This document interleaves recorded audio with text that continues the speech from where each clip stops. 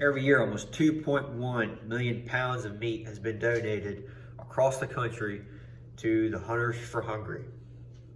Today, we're going to be talking about how hunting is essential to this country. In many ways is conservation, the money involved, and how it plays a key role in the Hunters for Hungry. Now, if you're a farmer, how many crops have you lost to wildlife? How much money have you lost because of those crops lost? Or if you're somebody that missed a meal and don't have enough money to get a meal or a place to get a meal, have you ever had one from Hunters for Hungry?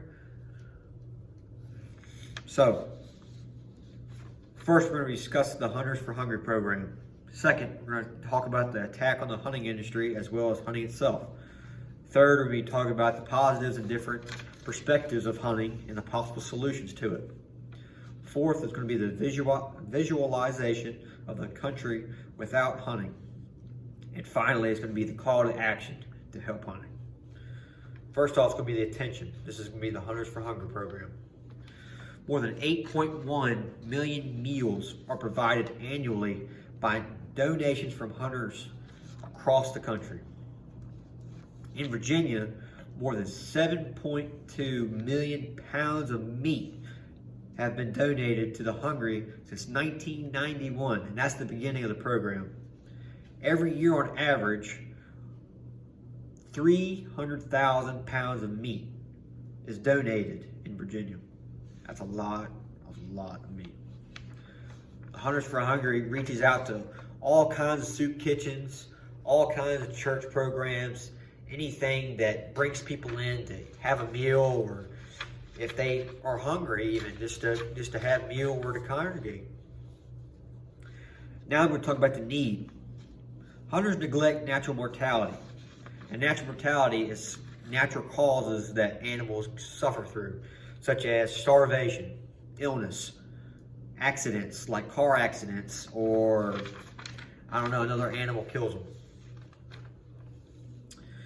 And hunters don't really think about that, but animals are their natural instinct to survive. So they've learned a lot over the years they've been alive. There are various forms of mortality that hunters do that are cruel, such as trapping. Trapping is a good way to be a good conservationist.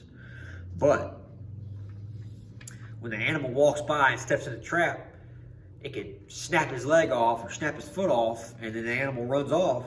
Now he's got one leg gone or one foot gone. Now he's a little bit more defenseless now. Now he won't be as fast when he runs away from a predator. That's a good way of uncruel mortality. Now we're going to talk about the satisfaction.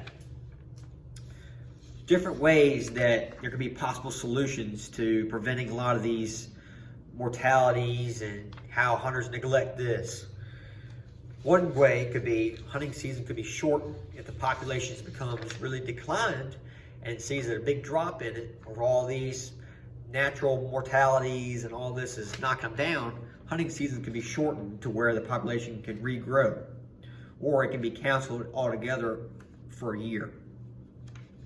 There are different methods of hunting that seem cruel, should be looked at and considered unlawful, such as trapping, or using a certain weapon that might not kill a deer easy or kill an animal easy. Now I'll talk about the visualization. More and more animals could be living. To the solution to, postponing hunting season or shortening it, more animals can be living. You can have more of a living rate up. It can be higher because of it. Methods are outlawed. It will ease up tension. In cruel ways, animals are killed, such as trapping, or such as the unlawful weapon. Now I'll talk about taking action. When the hunting community is shamed, we need to promote the ways of why we hunt. Reasons of why we hunt. Hunters for Hungry. That's a great example. You donate food to people that are hungry, people that don't know when their next meal is coming. Great program. Second, conservation. Now this is a big one. Most people say, oh, you don't need to kill animals that got all this natural mortality. But a population will become out of control, especially a predator population, such as a coyote like coyotes. When they come into an area, they can kill without reasoning and wipe out a population in an area. And that's a great prime example of why hunters should go in there and control the population, not kill all of them, but control it so that that population can still thrive. Oops. I have a chart here that shows the different parts of the country that donates the most meat. So the Midwest is 1.2 million pounds of meat donated, almost 5.1 million meals donated, 46.1% of total donations. Northwest, 7.2% of total donations. The West, about 1% of total donations. The South, 45.7% of total donations. So we're in the top part of donations of meat. So, all my resources are Friends of Animals, Anti-Hunting, www.friendsofanimals.org, Hunters for the Hungry, h4hungry.org, Mentor F, National Review, www.nationalreview.com, and then last but not least, the NRA. We as a nation need to come outside the fairy tale minds and look at the big picture. Hunting needs to happen. Yes, there's a lot of things that can go wrong in hunting and knock out a population, but hunting is essential.